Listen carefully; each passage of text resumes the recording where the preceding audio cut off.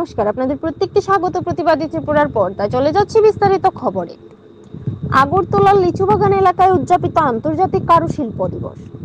হস্ততাঁত শিল্পের মাধ্যমে রাজ্যের ঐতিহ্য পরিচয় দেওয়া যায়। ত্রিপুরার তৈরি বাঁশ-বেতের যে সমস্ত জিনিসগুলো অন্য রাজ্যের জনগণ ব্যবহার করেন, তাতে করে রাজ্যের হস্তশিল্পকে মজবুত করতে সাহায্য করে।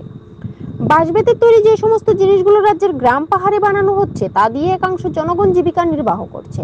তাই রাজ্যের বর্তমান সরকার বাঁশ-বেত শিল্পকে আরো বেশি করে প্রচার করার জন্য বিভিন্ন ধরনের কর্মসূচি হাতে নিয়েছেন। এতে করে গ্রাম পাহাড়ের লোকেরা শিল্পের মাধ্যমে অনায়াসে ভালোভাবে ব্যবসা করে দিন যাপন করতে পারবে বলে জানান রাজ্যের উপমুখ্যমন্ত্রী জিষ্ণু দেববর্মা। বৃহস্পতিবার আগরতলার লিচুবাগান স্থিত বাম্বু ক্যান ডেভেলপমেন্ট ইনস্টিটিউটে বাঁশ-বেতের তৈরি সামগ্রীর উপর সেমিনারের আয়োজন করা হয়। এদিন ফিতা কেটে অনুষ্ঠানের সূচনা করেন রাজ্যের উপমুখ্যমন্ত্রী জিষ্ণু দেববর্মা। উদ্বোধকের পাশাপাশি উপস্থিত ছিলেন দপ্তরের অন্যান্য আধিকারিকরা।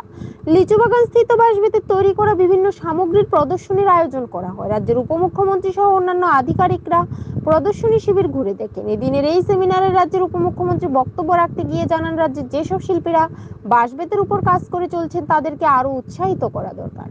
তার জন্য দেশের প্রধানমন্ত্রী দেশব্যাপী এই শিল্পের উপর যেরকম জোর দিয়েছেন, তেমনি রাজ্য সরকার সেই শিল্পের ঐতিহ্যকে বাঁচিয়ে রাখার জন্য নানা ধরনের কর্মসূচি হাতে নিয়ে শিল্পীদেরকে সাহায্য করছেন বলে জানান। আগরতলা থেকে রাকেশ দাসের রিপোর্ট, প্রতিবাদী ত্রিপুরা। সেটাকে সাপ্লাই করা এবং প্রোডাক্ট নতুনত্ব নিয়ে আসা, তাই একটা রিসার্চ আর ডেভেলপমেন্ট উইং দরকার। সেটা কোন হচ্ছে ডিসিপিআই। আমি এসেছিলাম গতবার, দেখেছি এখানে ফার্নিচার, ভালো ফার্নিচার তৈরি হয়। তার এই কোশ্চেন বলবো, এই ফার্নিচারগুলো আপনার পূর্বাভাস ভিত্তিক করুন, সেটাকে প্রোডাকশন করুন।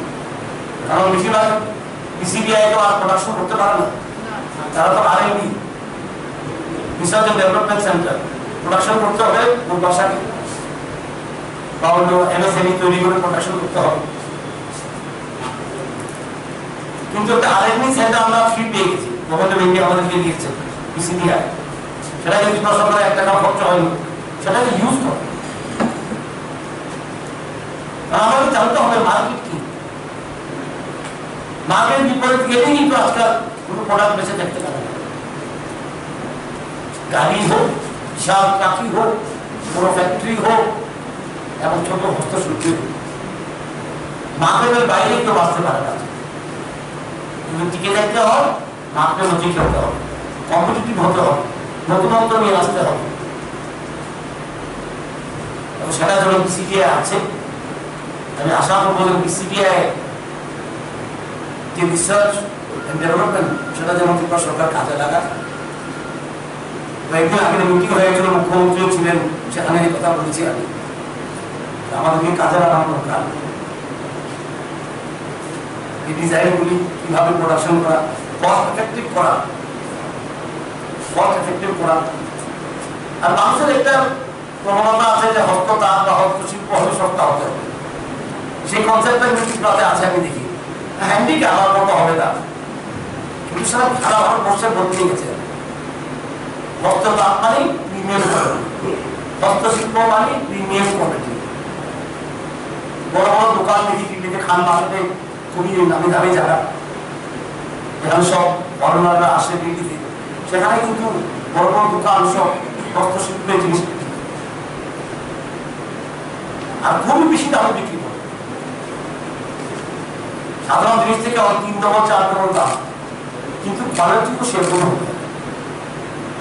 স্ট্যান্ডার্ডাইজেশন, আমি একটা জিনিস বানালাম, একটা মাল বানালাম করুন, একটা বড় একটা ছোট, একটা প্লাস্টিকটা ঠিক মতো লাগানো হয়নি, সেটা কিন্তু মার্কেটে চলে না।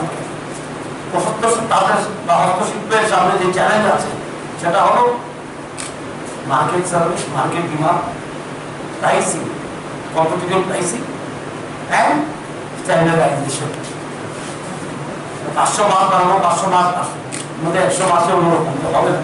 স্ট্যান্ডার্ডাইজেশন খুবই কঠিন কাজ, কিন্তু করতে হবে যদি মার্কেটে বেঁচে থাকতে চাই।